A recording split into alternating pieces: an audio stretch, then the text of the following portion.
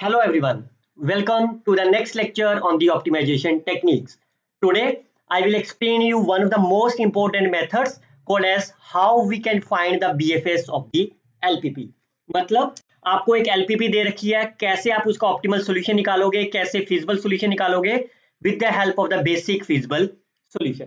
My self doctor Harish Garg. आप मेरा channel follow कर सकते हो.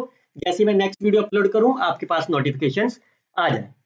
तो अभी तक हमने क्या डिस्कस करा है? We have learn the two lectures based on the basic and the non basic variables as well as the basic feasible solution.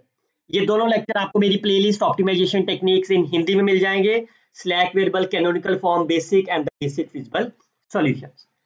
हमेशा याद रखो बच्चों, जब कभी भी वर्ड बेसिक आ जाए, बेसिक का मतलब क्या है? Linearly independent. सिंपल, एक सिंपल शब्दों में समझना है. बेसिक मतलब लीनियरली इंडिपेंडेंट. तो आज का ऑब्जेक्टिव है कि आपको कैसे ये बेसिक फिजिबल सॉल्यूशन फाइंड करेंगे. और इन अदर वर्ड्स, अगर आपके पास एक एलपीपी दे रखी है, let's say maximization of Z subject to some constraints, तो आपको पता है आप इस क्वेश्चन को ग्राफिकल मेथड से सॉल्व कर सकते हो. फाइन. और इस क्वेश्चन को आप सिंप्लेक्स मेथड से भी सॉल्व कर सकते हो. फाइन. बट क्वेश्चन ये है कि आपको इन दोनों प्रॉब्लम्स का और इस तरह की सिमिलर प्रॉब्लम का सॉल्व करना है without using the simplex method, without using the graphical methods. Your target is to find the optimal solution of the LPP by using the BFS method. Fine. So in other words, you can see how we can solve the LPP without using the graphical methods, and this method is BFS method is known as algebraic method or called as the analytic method. Fine. सबसे important बात क्या है बच्चों, मैं फिर कह रहा हूं, basic feasible solution, it is abbreviated as the BFS. Fine. कोई भी सॉल्यूशन जो फिजिबल भी होगा और बेसिक भी होगा. इसकी वेरियस एग्जांपल्स मैंने आपको last lecture that is called as a basic feasible solution में ऑलरेडी एक्सप्लेन करी हुई है. फाइन. तो एक बार प्रीवियस लेक्चर जरूर सुनिए, आपको आज का लेक्चर समझने में बिल्कुल भी परेशानी नहीं आएगी. तो क्या बताया था मैं, अगर क्विकली से रिकॉल कर दूं, किसी भी सॉल्यूशन को बेसिक सॉल्यूशन तब कहा जाएगा if you find the rank of the matrix A. Fine. और अगर उसका रैंक लेट्स से m है, then you have the m number of the basic variables. दो non basic variables are total variables. Let's say x is my x1 up to the xn. Then the non-basic variables are n minus m. The maximum number of the basic solutions is NCM. लेकिन जब भी आपको basic की बारे में बात करनी है, सारे के सारे कंस्ट्रेंट्स क्या होने चाहिए? इक्वालिटी फॉर्म के होने चाहिए. अगर कोई भी कंस्ट्रेंट इक्वालिटी फॉर्म का नहीं है, then you have to use the slack or surplus variable to convert into the equality form. And please don't forget about the basic important point. कभी भी बेसिक को सॉल्व करना हो, आपको इक्वालिटी में होना चाहिए हर बार. फाइन. और जिन वेरिएबल्स की वैल्यू 0 है, we call as a non basic variables, otherwise we call as the basic solution. Clear? चलिए, लुक एट दैट. मैं फिर कह रहा हूं, आपका पहला टारगेट है हर कांस्टेंट को इक्वालिटी में लिखना. यहां ऑलरेडी इक्वालिटी में है. क्या आप इसका रैंक फाइंड कर सकते हो? What is the rank of the coefficient matrix? Clearly say the rank is my 2 and the number of the variables कितने हैं? x1, x2, x3. So the total number of the variables are 3. Rank that is m is my 2. Therefore non basic variables कितने हो गए आपके पास? Non basic variables that is equal to n minus m. तो कितना आ गया? 1. And maximum number of the basic solutions कितने होंगे? Maximum number of the basic solution is NCM. n की वैल्यू 3 है, m की वैल्यू 2 है, सो 3C2 इज माई 3. क्लियर? मैं रिकॉल कर दे रहा हूं, नॉन बेसिक वेरिएबल का मतलब इन तीनों वेरिएबल में से x1, x2 और x3 में से कोई एक वैल्यू आपके पास क्या आएगी? 0. वो आपका x1 भी हो सकता है, x2 भी हो सकता है, x3 भी हो सकता है. नाउ अब ये क्या कह रहा है? बेसिक वेरिएबल कितने आएंगे? 3. तो आप एक टेबल बना लो, 3 केस बना लो, 1, 2 एंड 3. हेडिंग लिख दो non basic variables, equation of the basic, check whether they are basic solutions और नॉट. नॉन बेसिक वेरिएबल कितने हैं?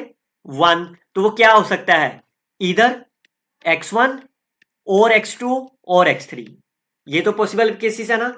अगर आपका x1 नॉन बेसिक है मतलब इसकी वैल्यू कितनी है 0।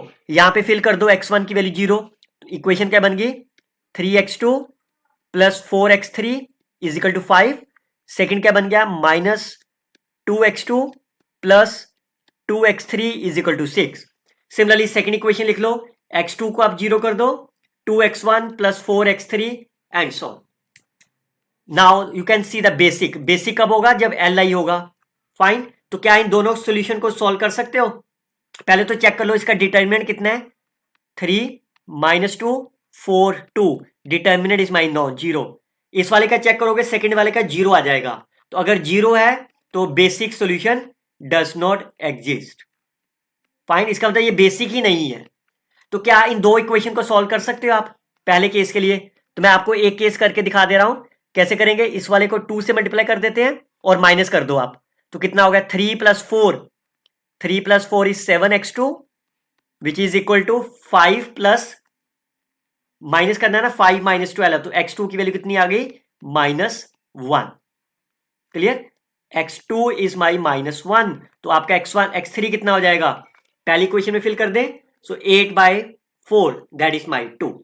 सिमिलरली आप थर्ड केस के लिए इन दोनों को सॉल्व करिए, you will get the answer. Now is it a basic? Basic का मतलब क्या था पहले ये चेक कर लीजिए, क्या ये फिजिबल है? Basic plus feasible. फिजिबल कब होगा जब आपकी ये कंडीशन को सेटिस्फाइड होगा। क्या इसके जो सोल्यूशन आए इसको सेटिस्फाइड हो रहे हैं? नहीं हो रहा है। x2 नेगेटिव आ गया ना, तो इसका मतलब is it a BFS? No. Similarly for the third case no. और इसमें तो डज नॉट एग्जिस्ट था तो निकाल ही नहीं सकते। So find the basic feasible solution if exist. इसका मतलब इस एग्जांपल में no basic feasible solution exist. तो कोई भी सॉल्यूशन एग्जिस्ट नहीं करता, इसका मतलब इसका आप ऑप्टिमल सॉल्यूशन निकाल ही नहीं सकते। नाउ अब जैसे आपने बेसिक सॉल्यूशन निकाले, we will look about the concept of the non degenerate and the degenerate. Non degenerate मतलब इन बेसिक सॉल्यूशन देखो, जो जो आपके सॉल्यूशन आए हैं, अगर इन सॉल्यूशन में से एटलीस्ट इन सॉल्यूशन में से अगर कम से कम एक वेरिएबल 0 आ गया, फाइन। अगर एक वेरिएबल भी 0 आ गया, जैसे x2 इसमें क्या निकाला हमने x2 and x3, x2 and x1, अगर एक वेरिएबल भी 0 आ गया इसमें से, then we call as the degenerate basic solution. और अगर कोई भी वेरिएबल नॉन जीरो है, सारे के सारे वेरिएबल आपके नॉन जीरो है, then we call as the non degenerate BFS। और हमारा टारगेट है नॉन डीजेनरेट BFS निकालना हर बार। जैसे ये आपके पास क्या है, कोई भी जीरो नहीं है, so we call as the non degenerate. इसमें तो निकलेगा ही नहीं, इसमें भी नॉन जीरो है, that is called as the non degenerate. Fine. This are the non degenerate basic solution. Basic solution. अगर आपसे पूछ लिया जाए whether they are non degenerate basic feasible solution, तो लेकिन ये तो आपका फिजिबल ही नहीं है ना, तो it is not a feasible solution, so it is not a degenerate और not a non degenerate BFS। चलिए look at the next one. ये एग्जांपल सिमिलर है प्रीवियस वाली की, आप देख सकते हो। फाइन। इसमें मैंने क्या करा, इस कांस्टेंट को हटा दिया। Fine. So I just remove the non negativity restrictions. तो फिर से इसका रैंक तो 2 ही आएगा, उसी तरह से टेबल बनेगा। Now you can check whether they are basic और नॉट, क्योंकि अब आपके पास x1 x2 x3 कुछ भी हो सकते हैं, पॉजिटिव नेगेटिव जीरो, तो ये कुछ भी आ गया। Yes it is a BFS, yes it is a BFS। Fine. क्यों आपको इस बार कहा नहीं ना इन्होंने कि ये पॉजिटिव होने जरूरी है, कुछ भी आए that is a right answer. चलिए look at the next one. Find the BFS। Basic है तो सारे के सारे कांस्टेंट इक्वालिटी होने चाहिए, लेकिन ये कांस्टेंट इक्वालिटी नहीं है आपका। फाइन। तो क्या करोगे, यस तो आप स्लैक वेरिएबल का यूज करोगे। इस कांस्टेंट को कैसे लिखा जाएगा, x1 - 2x2 plus s1 is equal to 3। Clear? अब आप इसका रैंक निकाल दो। सिंस एक ही कांस्टेंट है तो rank will be 1। Number of the variables are 3, तो बेसिक कितने हो गए इस केस में, रैंक 1 है तो basic variable must be 1। Non basic variable कितने होंगे, 3 - 1 2, और maximum number of the basic solutions, maximum number of the basic solution is NCM। तो कितना आ जाएगा 3C1 इज माई 3। ये तो बताया आपको। तो again there are the 3 solutions. तो फिर से टेबल बना लो। x1 fine, basic solution, non basic variable कितने हैं 2 वेरिएबल्स, टोटल कितने हैं x1 x2 s1। क्लियर। अब इसमें से दो दो के पेयर बना के आपको लिख लो, कोई भी दो पेयर बना लो, जैसे x1 x2 x1 s1 और दूसरा x2 s1, ये तो पेयर बनेंगे। फाइन। अब ये अगर नॉन बेसिक है तो इनकी वैल्यू क्या आएगी 0, तो इसकी वैल्यू गिवन कांस्टेंट में फिल कर दो आप। तो क्या हो गया x1 0 x2 0, तो पहली इक्वेशन आ गई s1 इज इक्वल टू 3। दूसरी फिल कर दो, so -2x2 is equal to 3। Third value fill कर दो, so that is x1 is equal to 3। Fine. तो जैसे ही आपने निकाला इसमें से सॉल्यूशन निकल गए x1 x3 x1। क्या ये BFS है? चेक करो कंडीशन। ये सेकंड वाला नेगेटिव आ गया तो इसका मतलब इट इज नॉट BFS। ये आपका पॉजिटिव सेटिस्फाइड हो गया। x1 is also satisfied, yes it is a BFS। Second one is also BFS। Look at the third example. Without solving the LPP find the optimal solution. अब आपको optimal solution बोला है। Fine. अगर आप देखो इस क्वेश्चन को आप ग्राफिकल मेथड से भी सॉल्व कर सकते हो आप। फाइन। आप ग्राफ बना सकते हो ना कंस्टेंट्स के, तो जहां पे मिलेगा you can find and then you can use the corner points, so solution निकाल लो। लेकिन इन्होंने क्या बोला है without solving the LPP। Without solving the LPP means your target is to find the solution without the graphical methods. तो इसका मतलब आपको विदाउट सॉल्विंग द LPP को आप, और ये भी कह सकते हो find all the BFS of the LPP and hence find the optimal solution। Clear. सबसे पहले कांस्टेंट आपके क्या होने चाहिए इक्वालिटी के, तो इसको सबसे पहले स्लैक वेरिएबल आपने लगा दिए। So total number of the variables कितने हो गए आपके x1 x2 s1 s2, 4 number of the variables हो गए। ये दो कांस्टेंट्स है, इसका रैंक निकालो। So rank is my 2, so m की वैल्यू आपके पास हो गई 2। तो अगर m2 है that means the basic variables are my 2। तो नॉन बेसिक कितने हो गए n माइनस m, तो वो भी आपके 2 हो गए। और टोटल बेसिक सॉल्यूशन कितने आएंगे 4C2 that is my 6। Clear. अब की बार 6 आया है, then you have to write the table 6 1 1 2 3 4 5 6। Fine. और नॉन बेसिक कितने हैं 2, तो आपके वेरिएबल ये है ना आपके, इनमें से दो दो के पेयर बना लो आप। क्या बन सकता है x1 x2 एक pair, x1 x1 x1 s2 तीन, तो ये हो गए। फिर x2 के साथ बना लो x2 s1 x2 s2 and the last pair is s1 s2। ये 6 पेयर आपने एक एक करके सब लिख दिए। क्योंकि ये नॉन बेसिक है तो इन सब की वैल्यू क्या होगी 0, तो इसकी वैल्यू फिल कर दो। यहां पे कांस्टेंट में फिल करनी है आपको। x1 इज 0 x2 इज 0, तो पहली लाइन में से आ गया s1 is equal to 80, second में s2 is equal to 20।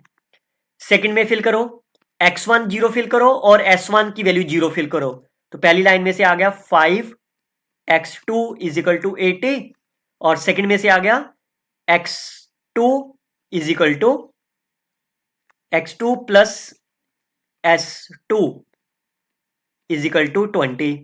Third में फिल करो x1 0 कर दो, 5 x2 इज इक्वल टू 80 और x1 भी 0 प्लस s1 भी आएगा ना ऊपर, plus s1 is equal to 80 और x1 भी 0 और s2 भी 0, सो x2 इज माई 20। सिमिलरली आप बाकी 3 लिख सकते हो। सो आपका टारगेट है सोल्यूशन एग्जिस्ट करता है कि नहीं करता। इसमें तो निकल ही गया आपके पास s1 is 80 s2 is my 20। इस वाले में x2 की वैल्यू कितनी होगी 16। फाइन। और अगर x2 16 है तो s2 कितना हो गया 4। इस वाले में देखो x2 इज माई 20, तो अगर x2 की 20 है तो s1 कितना हो गया आपका 20 100 minus 20। Similarly x1 is my 40, then s2 कितना हो जाएगा, अगर ये 20 है तो 20, that's a 0. Similarly, from the second last case, x1 is 20. Okay, 20, 40, so 40 will be. And similarly for the last two cases, I can solve them. You will get the required expressions. तो आपका requirement क्या है? x1, x2, s1 and s2 all are my greater than 0. तो check कर लो कौन सा basic नहीं है. तो ये नेगेटिव आया. It is not a BFS. Fourth case is also the not BFS. Rest all the cases are my BFS. Fine. अब अगर BFS मिल गया, नाउ क्वेश्चन के अंदर आपका टारगेट क्या था? ऑप्टिमल सॉल्यूशन निकालना. तो आप z की वैल्यू निकाल दो. z का फंक्शन क्या था आपके पास? 0.5 x2 माइनस 0.51 x1. तो पहले केस में s1 s2 की वैल्यू है.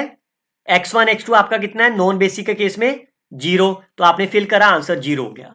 Similarly for the second case, x1 is my 0, x2 is my 16. जैसे 16 फिल करोगे, answer will be 8 and similarly so. Fine. तो ये यहां पे नो आया that because it is not a feasible. तो आपका टारगेट क्या है? मैक्सिमाइज. इन सभी में से मैक्सिमम कौन है? 8. तो आंसर क्या हो गया?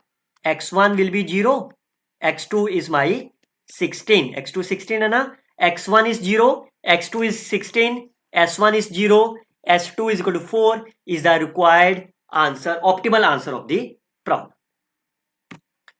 Look at the next one. Find the basic feasible solution of the LPP. Again, constant equality में बनाइए. पहले वाले में आप माइनस s1 करोगे और सेकंड वाले में प्लस s2. रैंक कितना हो गया? इसका रैंक कितना हो गया? Rank is my 2. Number of the variables are my 4. So the basic number of the basic variables are my 2. Non-basic variables are n minus m.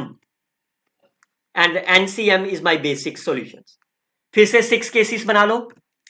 Fine. और कितने नॉन बेसिक वेरिएबल है आपके? 2. So 4 में से 2 cases बना लो आप. x1 x2 होगा जैसे प्रीवियस एग्जांपल में बनाया. x1 s1, x1 s2.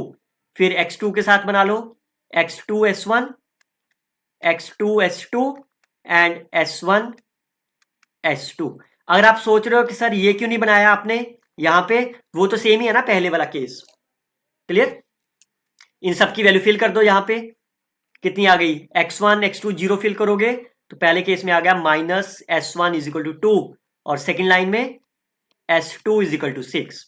Similarly second case में x1 0 कर दो, s1 0 कर दो तो 3x2 इज इक्वल टू 2 और नीचे 5x2 plus s2 is equal to 6. Similarly बाकी आप चारों केस लिख लो. तो पहले वाले से सोल्यूशन क्या आ गया? s1 is equal to minus 2, s2 is equal to 6. इसमें से x2 की वैल्यू आ गई आपकी 2/3. x2 की वैल्यू यहां पे 2/3 फिल करोगे, यहां से s2 निकाल लोगे आप. सिमिलरली सभी केसेस में केस निकाल लो. अब चेक कर लो आपकी रिक्वायरमेंट क्या है. सारे के सारे वेरिएबल पॉजिटिव होने चाहिए ना. You can see. तो कौन सा सॉल्यूशन फिजिबल नहीं है?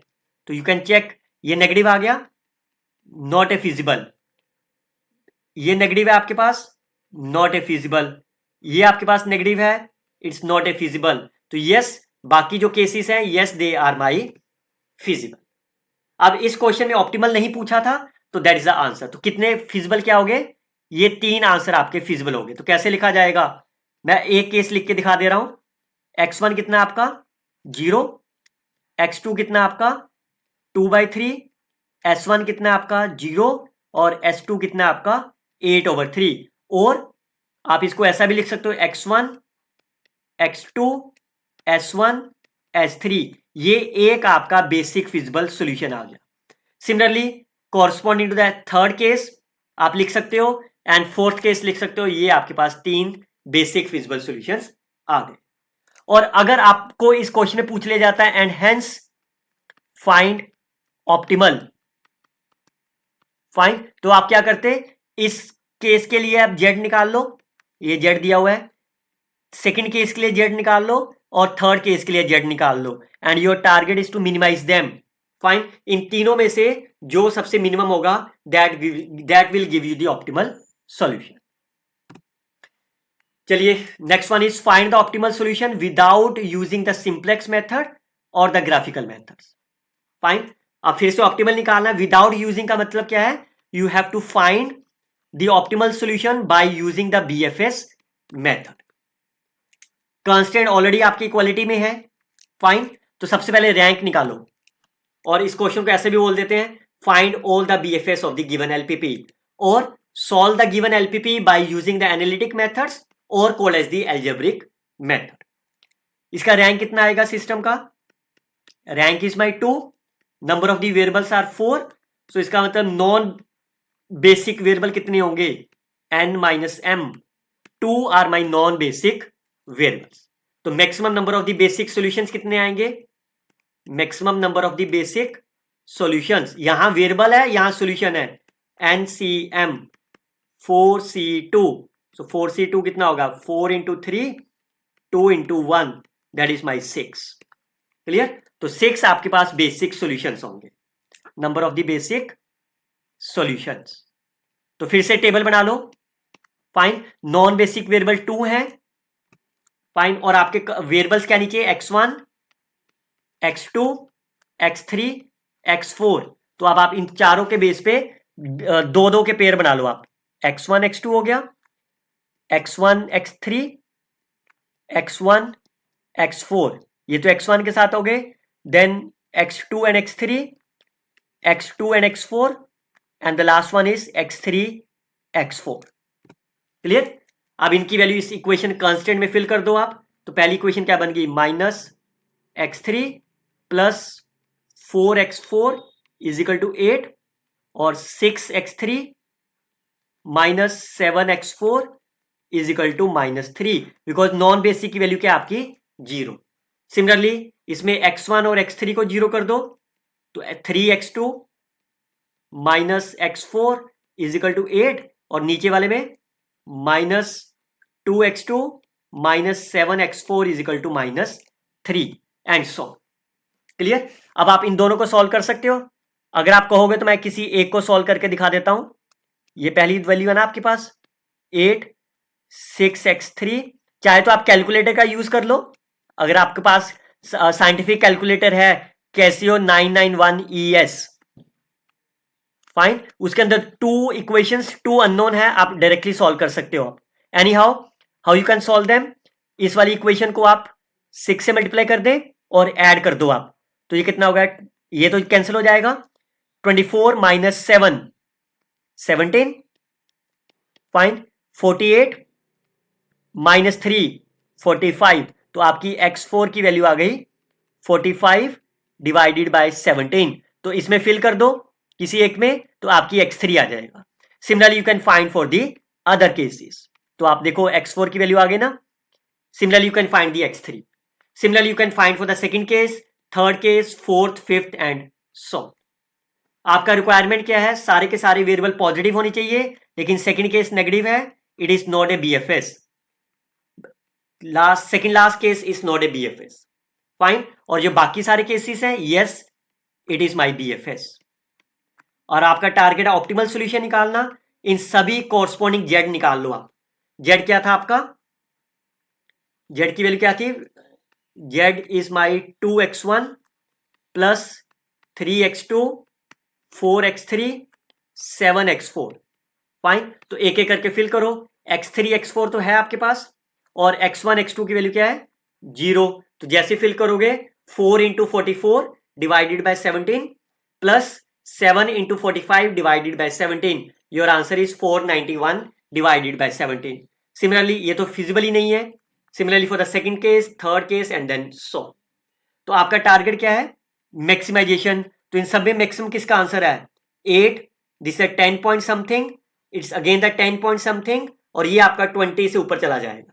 So that means the first case is the maximum optimal solution. So the maximum value is my 491 over 17, और x1 की वैल्यू कितनी होगी इस केस में 0, x2 will be 0 for the case 1, x3 will be 44 divided by 17, x4 will be 45 divided by 17 is the required optimal solution of the LPP. Clear? चलिए we will see the next lecture on the linearize how we can, अगर आपके पास non linear problem है, how you can convert into the linear LPP. Till then you can share this video with your friends, like and comment on the videos. Best of luck students, happy learning always.